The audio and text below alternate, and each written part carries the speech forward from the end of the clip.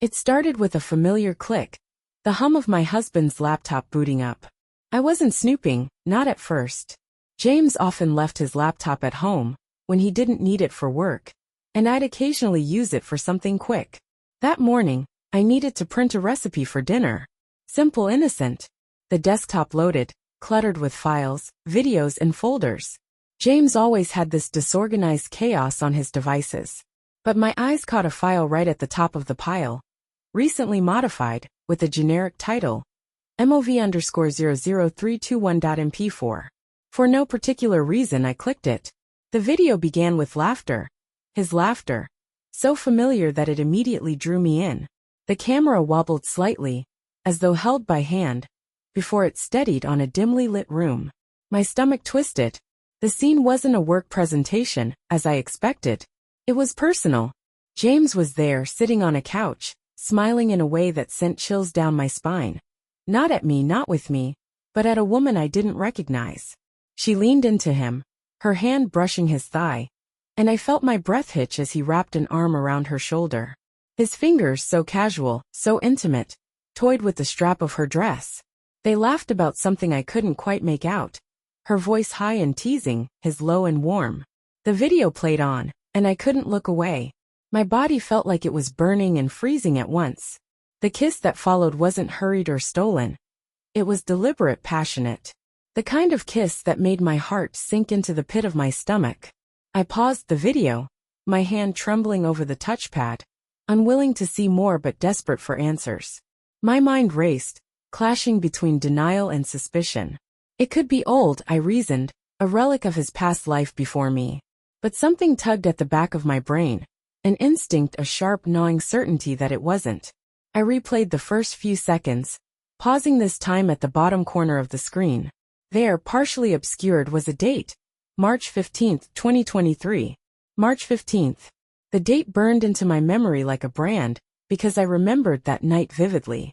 James had called me late, explaining he'd be working overtime at the office. I'd stayed up waiting, texting him, worrying when he didn't respond right away. He'd finally come home after midnight, exhausted, smelling faintly of bourbon, a detail that struck me as odd at the time, but I'd brushed it off as stress. Now I knew better. My heart felt like it might explode. The betrayal wasn't just in his actions, it was in the lie. He had looked me in the eye that night, kissed my forehead, and thanked me for being understanding about his work. I slammed the laptop shut and sat there, staring at it, the air thick and suffocating. How could he? After years together, after the promises we made, the life we built? When James came home that evening, I confronted him. My voice trembled as I told him what I'd found. For a brief moment, I thought I saw panic flash across his face, but he quickly composed himself. "It's old," he said too quickly. "From years ago. A party I went to before you and I were serious."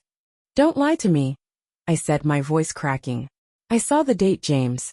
March 15th. While I was home waiting for you." His face paled, and for the first time, he looked like he might crumble. "I can explain." I cut him off, the rage boiling over.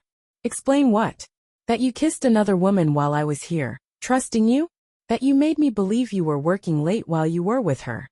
"It wasn't like that," he said, desperate now. "It wasn't serious. It didn't mean anything." "Doesn't mean anything?" I repeated, my voice rising. "It means everything, James. It means you lied to me. It means you betrayed me. It means I can't trust you anymore." He tried to reach for me, but I pulled away. The hurt was too raw, too overwhelming. How could I ever believe anything he said again? That night I slept in the guest room, though sleep was a cruel joke. I stared at the ceiling, replaying the video in my mind over and over. Her laughter, his touch, the way they looked at each other. How many other lies had he told? How much of our life was built on secrets I hadn't uncovered yet? In the days that followed, James tried to apologize, to explain, to make me see it was a mistake. But the video, the proof, was a weight I couldn't lift.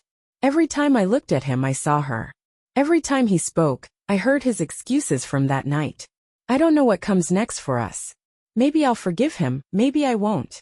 But one thing is certain. I'll never see him the same way again. That video changed everything.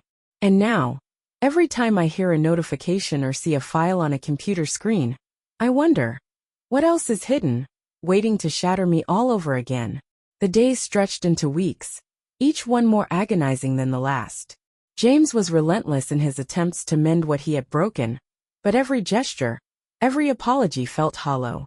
How could I trust the words of a man whose lies had wrapped themselves so seamlessly into the fabric of our life together? He started leaving me notes in the morning, on the kitchen counter, tucked into my purse, slipped under the door of the guest room where I had taken refuge. They all said the same thing in different ways. I love you. I made a mistake. Please don't give up on us. I wanted to believe him. God, I wanted to. But the image of that video played on an endless loop in my mind, a cruel slideshow of betrayal. Her laugh, his touch, the warmth in his eyes that I used to believe was reserved for me. It was like a splinter buried deep in my skin. Too small to remove, but impossible to ignore. One evening, as I was folding laundry in silence, James came into the room. He stood there for a moment hovering, unsure whether to speak.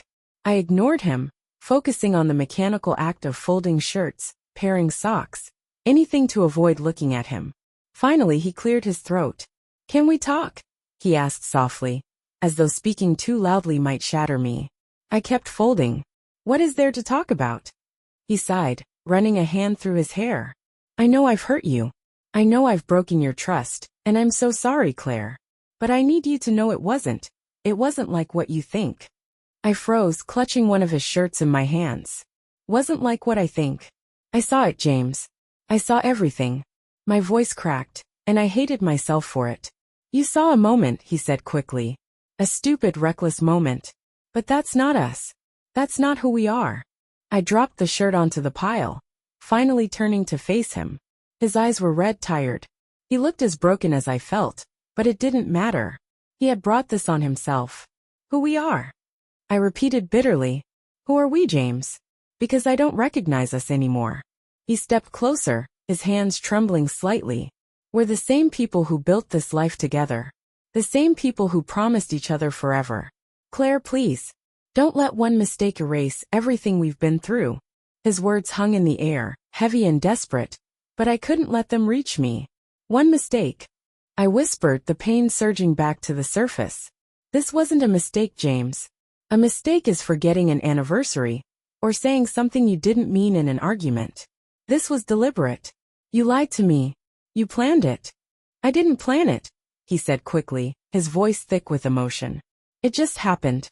I don't even know how it got that far.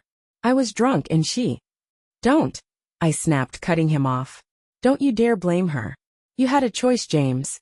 You always had a choice, and you chose her." He looked down, his shoulders slumping under the weight of my words. For the first time, he didn't have a response. The silence between us stretched, suffocating, until I couldn't take it anymore. I grabbed the laundry basket and pushed past him, retreating to the safety of the guest room.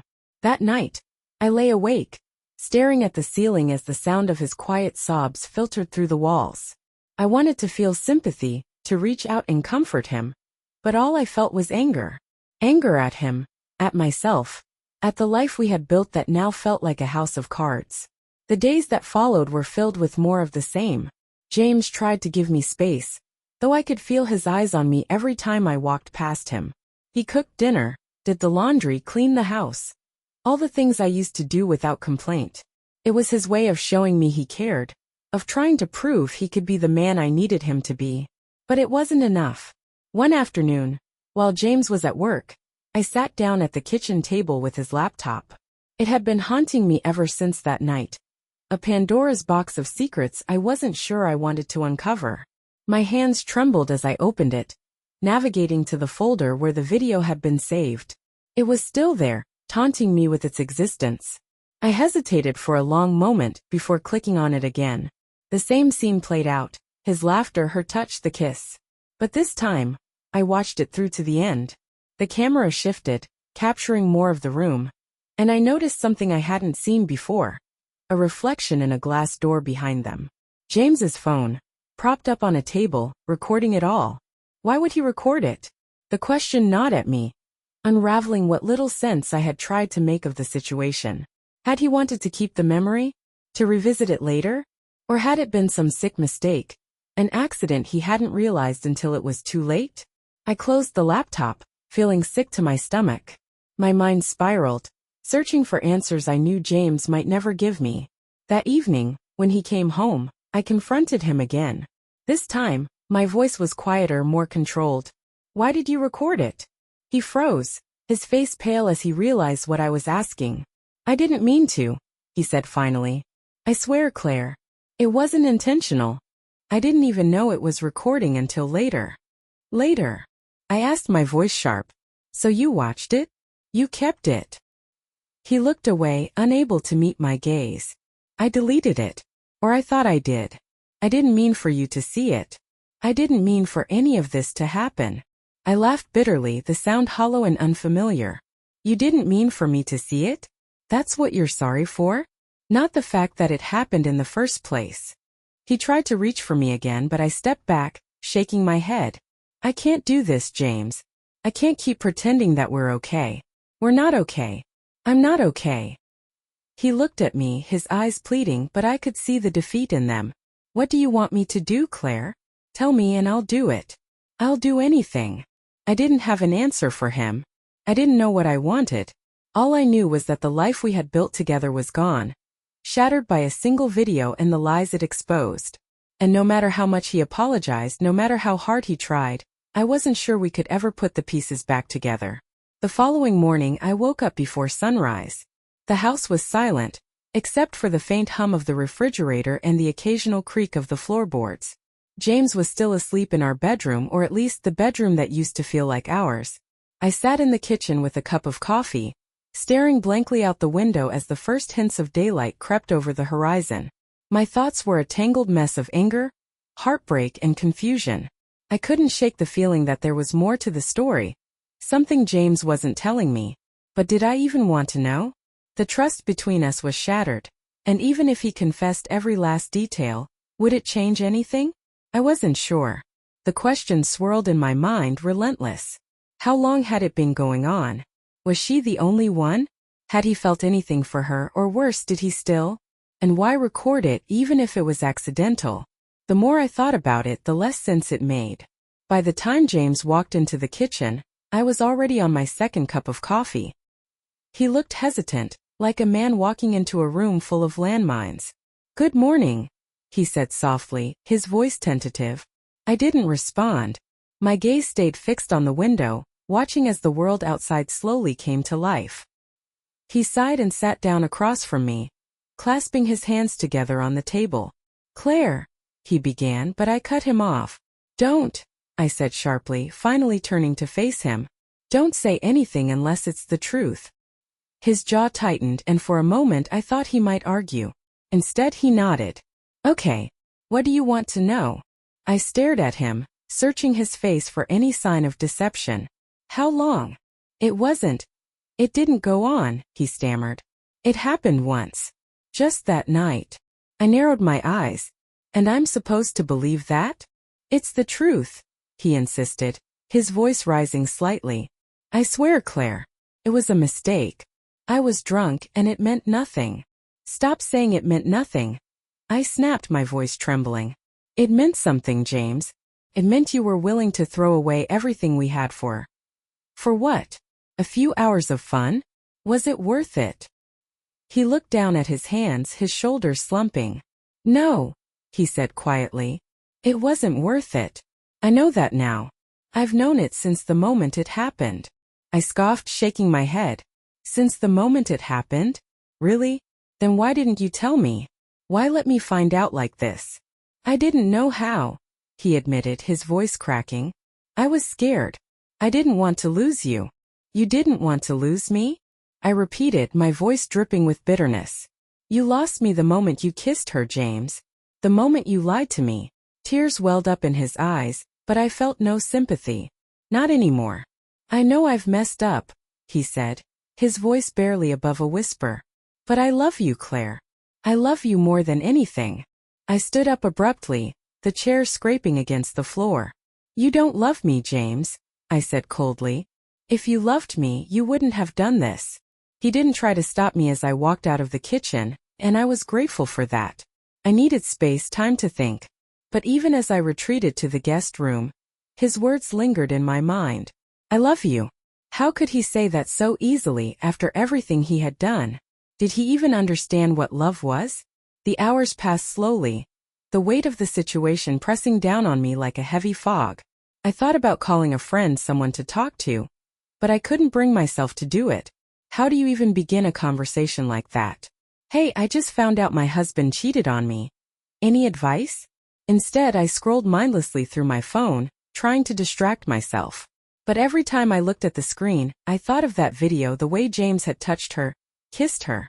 It was burned into my memory, a scar that wouldn't fade. By the time evening rolled around, I felt no closer to figuring out what to do. James had been quiet all day, giving me space, but I knew it couldn't last forever. We couldn't keep living like this, trapped in a house filled with tension and silence. Something had to give. That night, as I lay in bed staring at the ceiling, I made a decision. I wasn't ready to forgive him, maybe I never would be, but I needed answers. Real answers.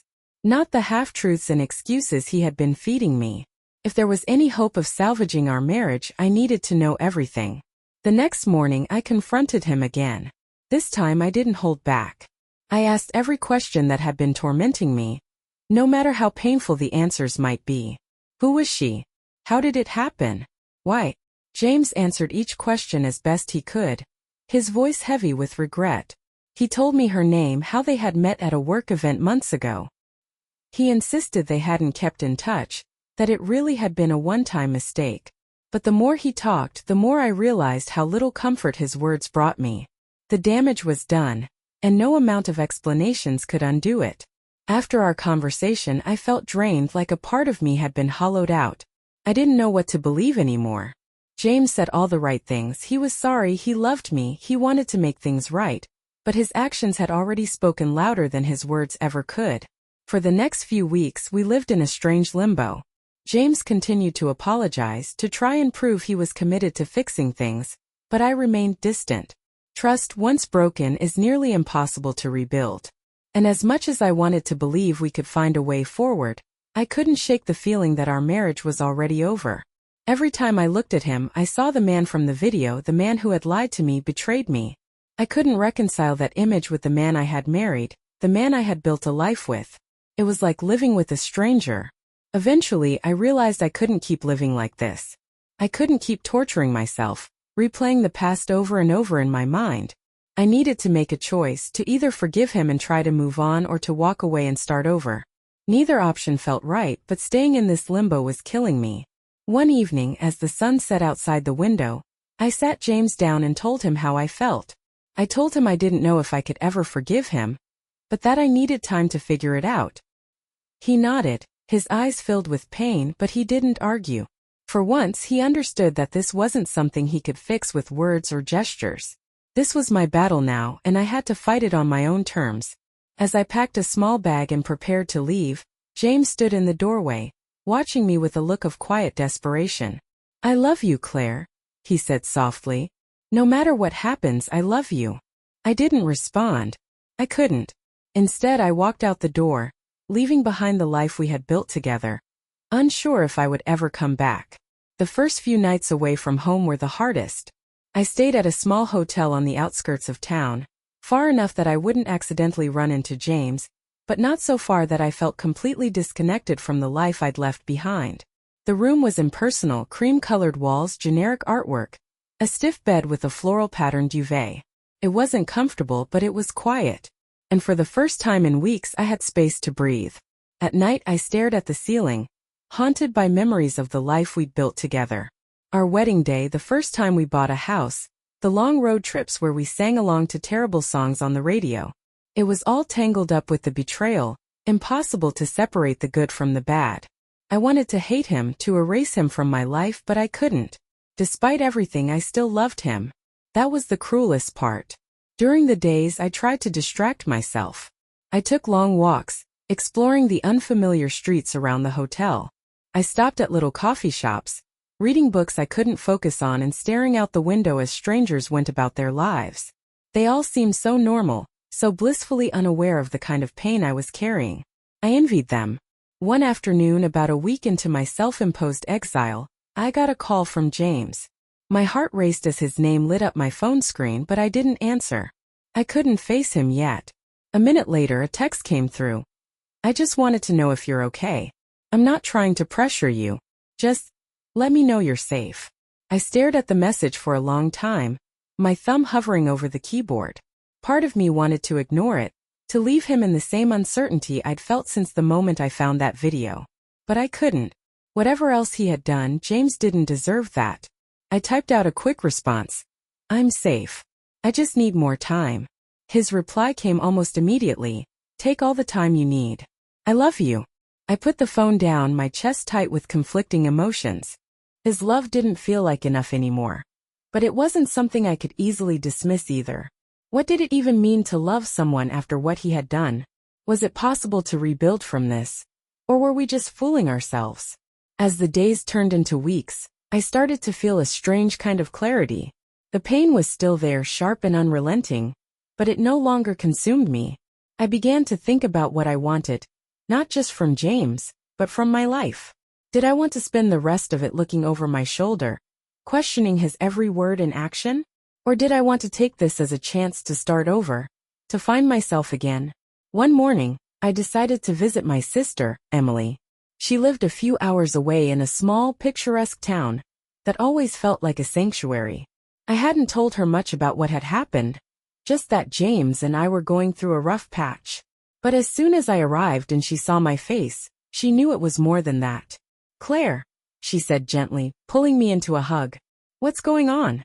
I broke down then, the tears I'd been holding back finally spilling over. Emily didn't press me. She just held me until I was ready to talk. Later, over a bottle of wine in her cozy living room, I told her everything. The video, the lies, the way my life had been turned upside down. Emily listened without interrupting, her face a mixture of anger and sadness. When I finished, she leaned forward, her voice firm but compassionate. "You don't have to decide anything right now," she said. "But whatever you choose, make sure it's what's best for you. Not for him, not for anyone else. You deserve to be happy, Claire. Don't forget that." Her words stuck with me. For so long, I'd been focused on what James wanted, what he needed. I hadn't stopped to think about myself. What did I want? What would make me happy? Over the next few weeks, I stayed with Emily, slowly piecing myself back together. I started journaling, pouring out all the thoughts and emotions I couldn't say out loud. I took long walks by the river, letting the sound of the water calm the chaos in my mind. I even started painting again, something I hadn't done in years. It wasn't much, but it was a start. James continued to reach out, though he respected my request for space. He sent me emails every few days, heartfelt letters filled with apologies and promises. I read each one, but I didn't respond. I wasn't ready. Not yet. One day, while I was sitting by the river with my sketchbook, my phone buzzed with another message from him. This one was different. It wasn't filled with apologies or declarations of love. Instead, it simply said, "I've scheduled a therapy session for myself. I need to figure out why I did what I did. I hope you'll believe me when I say I'm trying to be better. Not just for you, but for me too." I stared at the message, my heart conflicted. It was the first time he'd said something that didn't feel like an attempt to win me back. Maybe he really was trying to change. But did that mean I had to give him another chance? Could I ever trust him again? The answer didn't come to me right away. But as I sat there, watching the water flow steadily past, I realized one thing. I didn't need to have all the answers right now. This was my journey, my decision. And whatever path I chose, it would be on my terms. For the first time in weeks, I felt a small glimmer of hope. Not for James, not for our marriage, but for myself. The days at Emily's house turned into weeks. And for the first time in years, I felt like I was reclaiming a part of myself I had lost. The routines of my old life, the constant compromises, the quiet sacrifices I made to keep things running smoothly with James. It all seemed so distant now. I had been so consumed by my role as a wife, as a partner, that I had forgotten what it felt like to simply be me. At Emily's, there was no pressure, no expectations.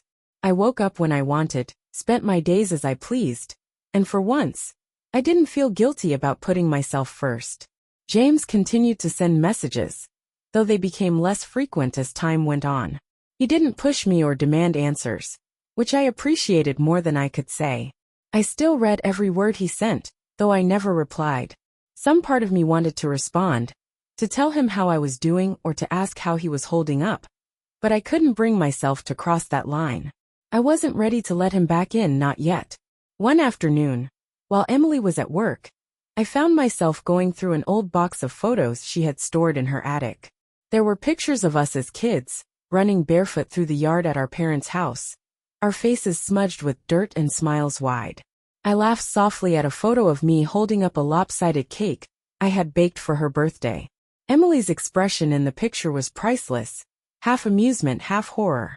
As I sifted through the memories, I stumbled across a photo I hadn't seen in years. It was of James and me, taken during a camping trip early in our relationship. We were sitting by a campfire, his arm around my shoulders, both of us laughing at something out of frame. I remembered that night vividly. The way the stars had seemed so close, the warmth of the fire, the way James had looked at me like I was the only person in the world. I stared at the photo for a long time, my chest tightening.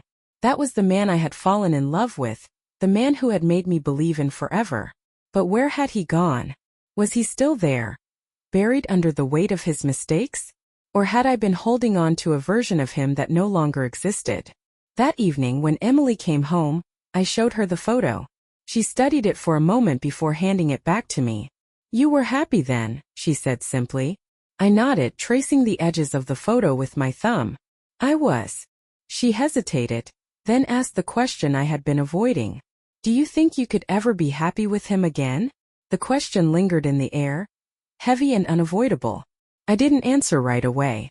Instead, I set the photo down on the coffee table and leaned back in my chair.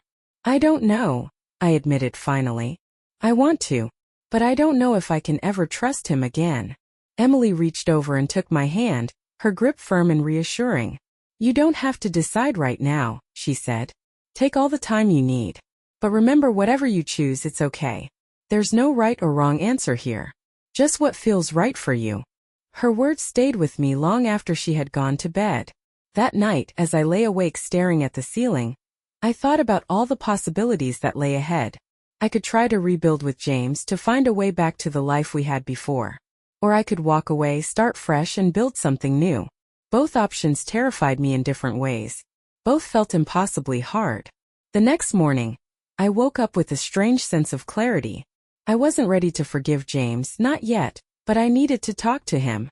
I needed to hear his voice, to see if there was any truth in the promises he had been making. Maybe it would help me find the answers I was searching for. I called him that afternoon, my heart pounding as the phone rang. He picked up on the second ring, his voice breathless and unsure. "Claire." "Hi," I said softly, gripping the phone tightly. "I thought it was time we talked." There was a pause, and I could almost hear the relief in his voice when he spoke again. "Thank you," he said. "Thank you for calling." We arranged to meet at a small park halfway between Emily's house and our home. When I arrived, James was already there, sitting on a bench by the pond. He looked different, thinner, more tired. There were dark circles under his eyes, and his usual confidence seemed muted, replaced by a quiet vulnerability. As I approached, he stood, his hands shoved nervously into his pockets. "Hi," he said, his voice tentative. "Hi," I replied, sitting down on the bench. For a moment, neither of us spoke. The air between us was thick with unspoken words, the weight of everything that had happened pressing down on us. Finally, James broke the silence. "I've missed you," he said simply. I looked at him, searching his face for any sign of the man I had once known. "I've missed you too," I admitted, surprising myself with the honesty of the words. "But that doesn't mean I can just forget what you did." "I know," he said quickly. "I don't expect you to. I don't expect anything, Claire. I wanted to see you. To tell you in person how sorry I am." His voice cracked and I felt a pang of something. Pity, sadness, maybe even love.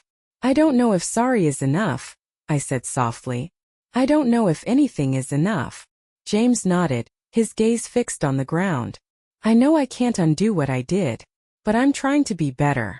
I've been going to therapy, trying to figure out why I made the choices I did. I don't want to be that person anymore. I don't want to hurt you or anyone else ever again. His words sounded sincere, but I couldn't stop the doubt that crept into my mind. How could I be sure he meant it? How could I be sure he wouldn't hurt me again? I don't know if I can trust you, I said finally, my voice barely above a whisper. James looked up then, his eyes filled with a raw, unguarded pain. I don't blame you, he said. But if there's any part of you that thinks we could have a future, even a small part, I'm willing to do whatever it takes to earn your trust back. No matter how long it takes. I didn't answer right away. Instead, I looked out at the pond, watching as the sunlight danced on the water. In that moment, I realized that I still didn't have all the answers. But maybe, just maybe, I didn't need them yet. Maybe this was enough for now, a small step forward no matter where it might lead.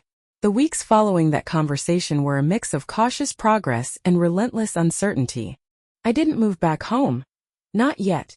But I began to allow James small windows into my life. We started with weekly phone calls. Then occasional meetings in neutral places like the park or a coffee shop. Each time, he would arrive with the same quiet humility, his voice steady but his eyes searching mine for any sign of forgiveness. I couldn't give him that yet, and he never pushed me to. One afternoon, during one of our coffee shop meetings, James mentioned his therapy sessions. He spoke about them cautiously at first, like he wasn't sure how much I wanted to know. But as I listened, I found myself intrigued, not by the excuses he might offer, but by the process he was going through. He talked about how he'd started unpacking his own insecurities, how he'd realized that his choices that night were less about me and more about his own fear of inadequacy. I kept telling myself I wasn't good enough for you, he said, staring down at his coffee cup. That one day you'd see it too and leave me. It's no excuse for what I did, but I think I sabotaged us because I was scared of losing you. The honesty in his words caught me off guard. For so long, I'd thought of his betrayal as a personal failure, something I must have done or not done to drive him into someone else's arms. But now, hearing him admit his fears, I wondered if maybe it wasn't as simple as I had believed. That thought scared me almost as much as it comforted me. I don't know if that changes anything, I said, my voice quieter than I intended. But thank you for telling me. He nodded, looking at me with a vulnerability I hadn't seen in years. I just want to be honest with you, he said. I don't want to hide anything anymore. That was the turning point for me. Not a grand gesture or a dramatic confession, but the quiet, steady effort James was making to confront his own flaws. It didn't erase what had happened, but it made me think that maybe, just maybe, there was a path forward.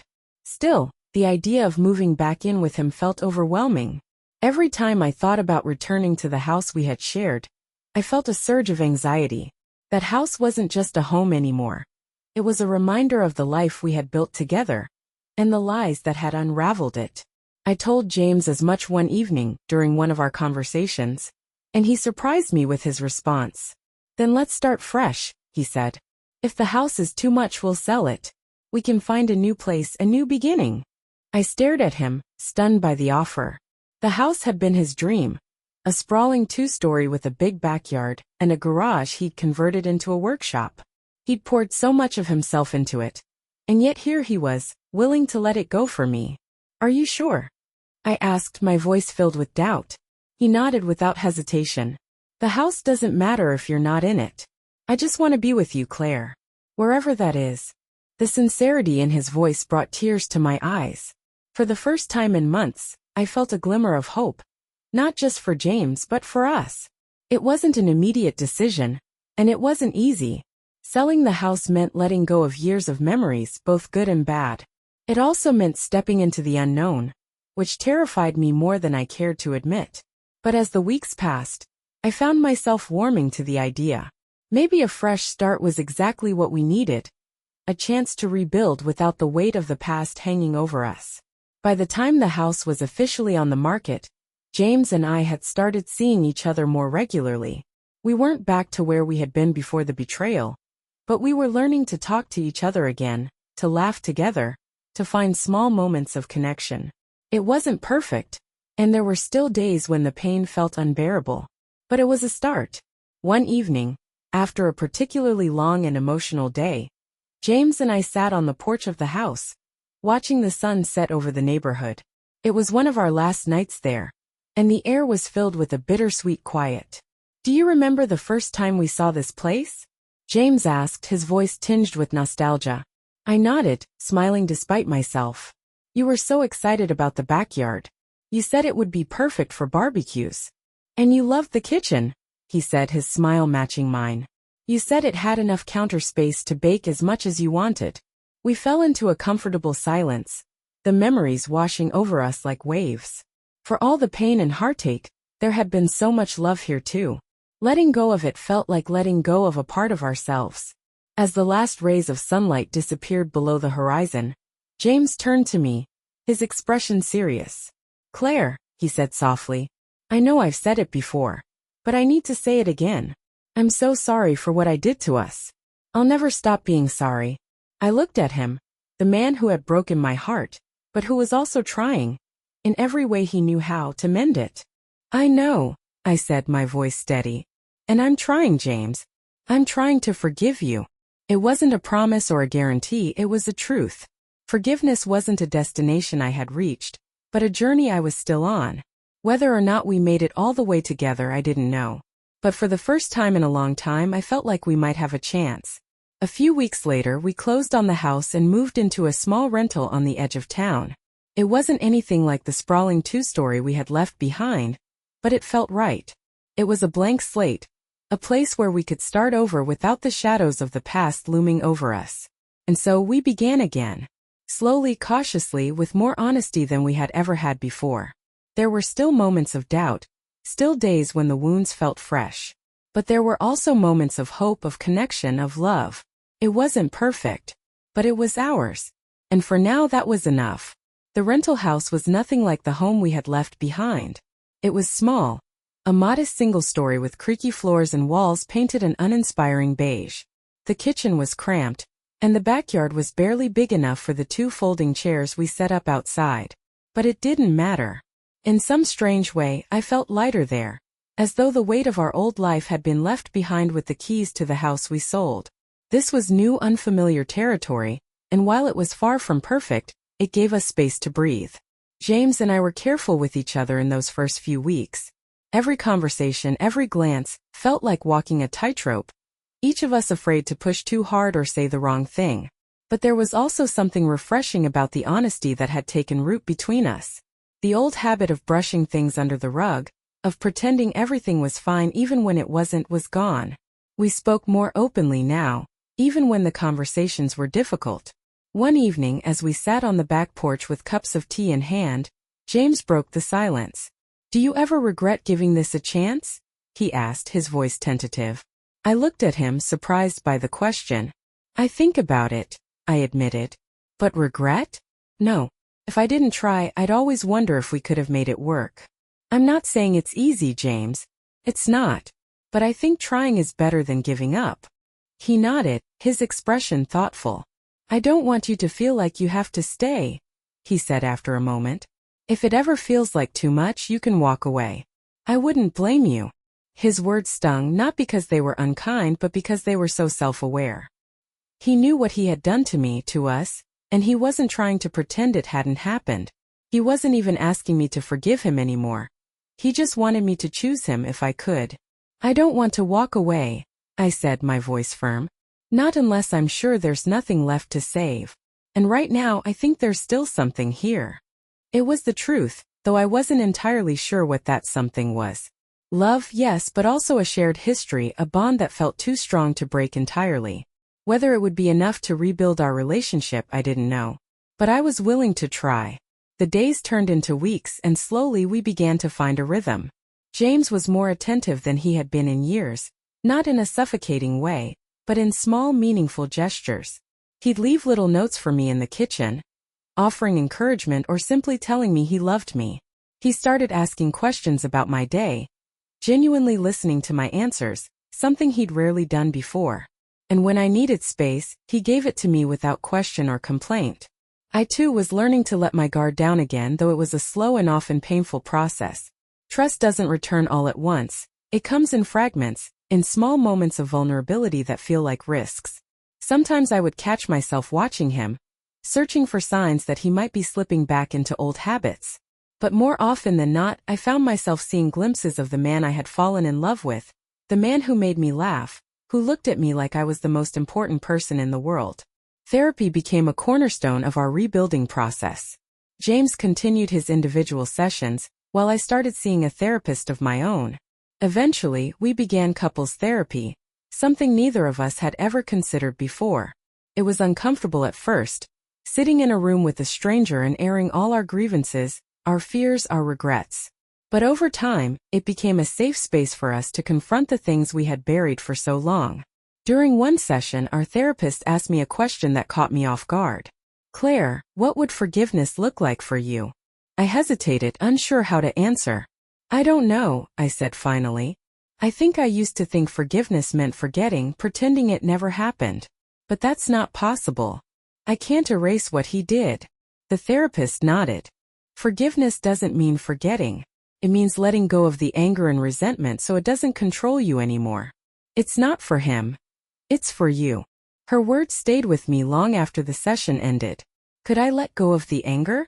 Could I release the resentment without letting go of my own boundaries, my own self-worth? It was a question I didn't have an answer to yet, but it felt like the first step toward something I hadn't thought was possible. There were still hard days, of course. Days when the memories of that video, of James's lies, would resurface with brutal clarity. On those days, I struggled to look at him, to believe in the possibility of a future together. But there were also good days, days when we laughed, when we talked for hours about everything and nothing, when it felt like we were rediscovering each other. Those moments gave me hope, fragile as it was. One evening, as we sat on the couch watching a movie, James turned to me and took my hand. "I know I've said it before, but I need you to hear it again," he said. "I'm sorry, Claire. "For everything. For hurting you, for betraying your trust, for making you doubt yourself. You didn't deserve any of it." His words brought tears to my eyes, not because they were new, but because they felt real. For the first time, I believed that he understood the depth of the pain he had caused. "Thank you," I said quietly. "That means more than you know." In that moment, I realized that forgiveness wasn't a single act. It wasn't something I could decide on one day and be done with. It was a process, a choice I would have to make again and again. But for the first time, I felt like I might be able to make that choice, not for James but for myself. As the months passed, we continued to rebuild piece by fragile piece. It wasn't easy, and it wasn't always linear. There were setbacks, moments of doubt and frustration. But there was also progress, slow and steady. And in those quiet, unremarkable moments, sharing a meal, walking hand in hand, sitting together in comfortable silence, I began to feel a glimmer of something I thought I had lost: peace. By the time we celebrated our first anniversary in the rental house, I knew we weren't the same people we had been before. We were different, scarred but stronger, still learning how to navigate this new version of our relationship. And while I couldn't say for certain where the road would lead, I knew one thing for sure. We were walking it together. And for now, that was enough. As the second year in the rental house began, life settled into a rhythm that felt, if not entirely normal, at least stable. There was a quiet understanding between James and me, an unspoken agreement to keep moving forward, even when the past tried to pull us back. We didn't avoid the difficult conversations, but we didn't let them consume us either. Some days were easier than others, and on the hardest days we leaned into the space we'd learned to give each other. I started working on myself in ways I hadn't considered before all of this happened. For years, I had put so much of my energy into being a wife, a partner, and a caretaker for James, often at the expense of my own needs. Now, I began to rediscover the parts of myself that had been quietly buried beneath the weight of our relationship. I signed up for a painting class at a local community center, something I'd always wanted to do but never made time for. The first time I dipped a brush into a palette of vibrant colors, I felt a flicker of joy I hadn't experienced in what felt like years. It wasn't just the act of creating, it was the act of doing something entirely for myself. James noticed the change in me, and instead of feeling threatened or distant, he seemed genuinely happy for me. "I want you to have things that are just yours," he said one evening as I showed him a painting I'd been working on. "You deserve that, Claire. You always have." His words stayed with me, a reminder of how far we'd come. In the early days after the betrayal, I would have doubted his sincerity, searching for hidden motives behind his every gesture. But now I could see the man in front of me for who he was, flawed, yes, but also trying genuinely and relentlessly to be better. Our therapy sessions continued, though they became less frequent as time went on. Instead of weekly appointments, we transitioned to monthly check-ins, using them as a way to stay grounded and connected. One session in particular stood out to me, not because it was especially emotional or groundbreaking, but because of something our therapist said that resonated deeply. "You're not rebuilding what you had before," she told us. "You're building something new. And that's a good thing. What you had before wasn't perfect, it's why you're here now. But what you're creating now has the potential to be stronger, because it's built on honesty and intention." The idea of building something new instead of trying to salvage the old brought me an unexpected sense of relief. I had spent so much time mourning the life we had before, the trust and innocence that had been lost, that I hadn't considered the possibility of creating something entirely different. It wouldn't erase the pain of the past, but maybe it didn't have to. Maybe the scars could become part of the foundation, a reminder of how far we had come. As time went on, those scars began to fade, though they never disappeared entirely. There were still moments when a memory or a comment would catch me off guard, pulling me back to the pain and betrayal. But those moments became less frequent, less consuming. And when they did happen, James didn't shy away from them. He would listen, hold me, and let me feel whatever I needed to feel without trying to fix it or rush me through it. One night, as we lay in bed, I turned to him and asked a question that had been on my mind for weeks. "Do you ever think about what would have happened if I hadn't found that video?" James didn't answer right away. He stared at the ceiling, his expression pensive. "I've thought about it a lot," he admitted finally. "And as much as it hurts to say, I think I would have kept lying to you. Not because I didn't love you, but because I was too much of a coward to face the truth." His honesty, though painful, was a strange kind of comfort. It reminded me of how far we'd come, of the person he was trying to become. "I think finding it was the worst and best thing that ever happened to us," I said quietly. "It broke everything apart, but it also forced us to see what was real." James reached for my hand, his fingers lacing through mine. "I hate that I hurt you," he said, "but I'm grateful for the chance to fix what I broke, even if it takes the rest of my life." In that moment I felt something shift inside me. A small, fragile piece of forgiveness taking root. It wasn't complete, and it wasn't perfect, but it was enough to remind me that healing was possible. As the months turned into another year, life continued to unfold in ways both ordinary and extraordinary.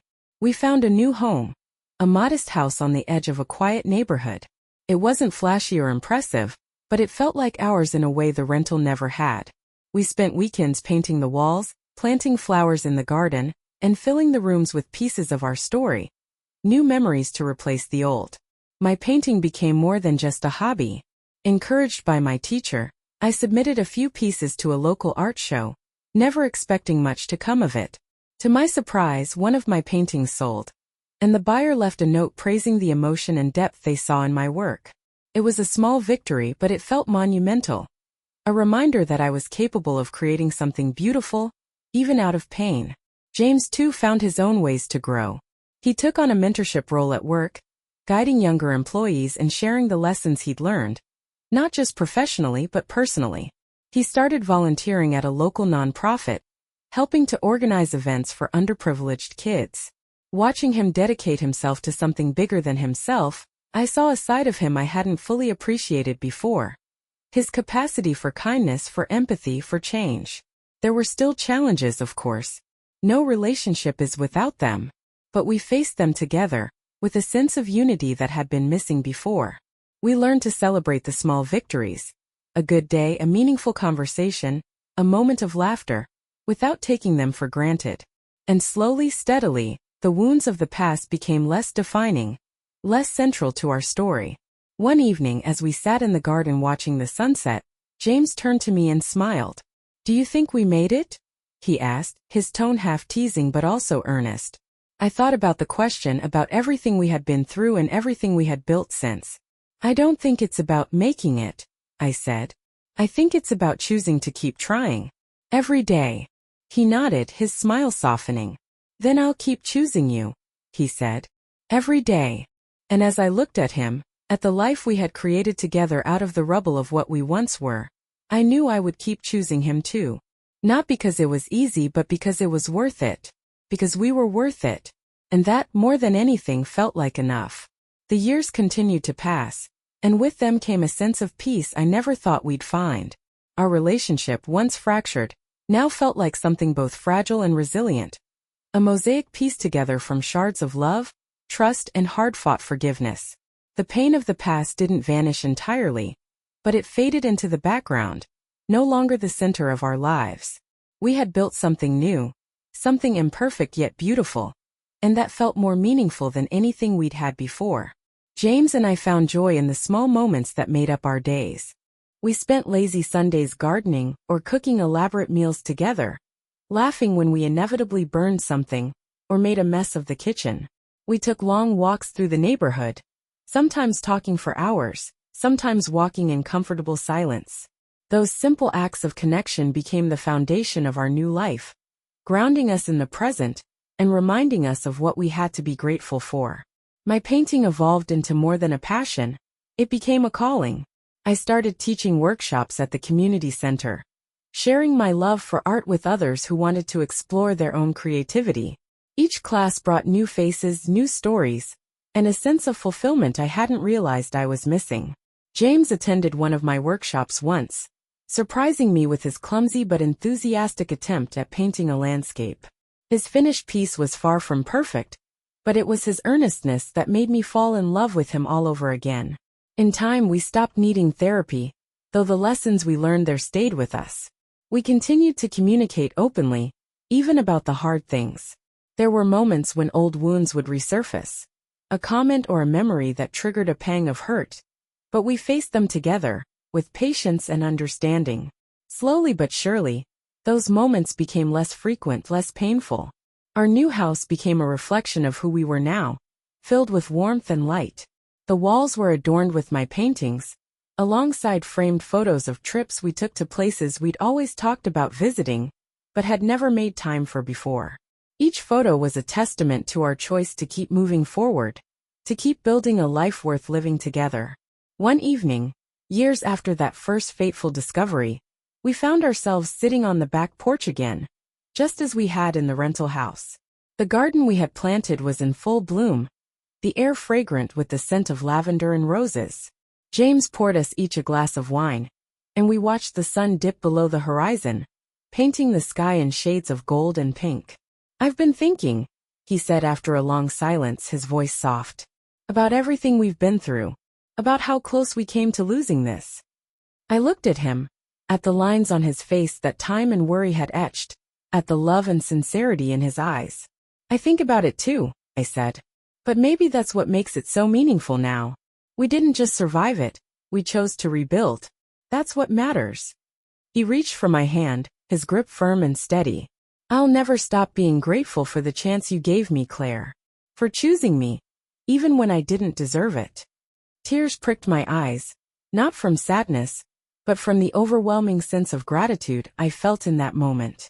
"And I'll never stop being grateful that you chose to change," I said. "That you fought for us." As the stars began to dot the sky, we sat there together, holding hands and basking in the quiet contentment of the life we had created. It wasn't perfect, it never would be, but it was ours and it was enough. And for the first time in a long time, I felt truly deeply at peace.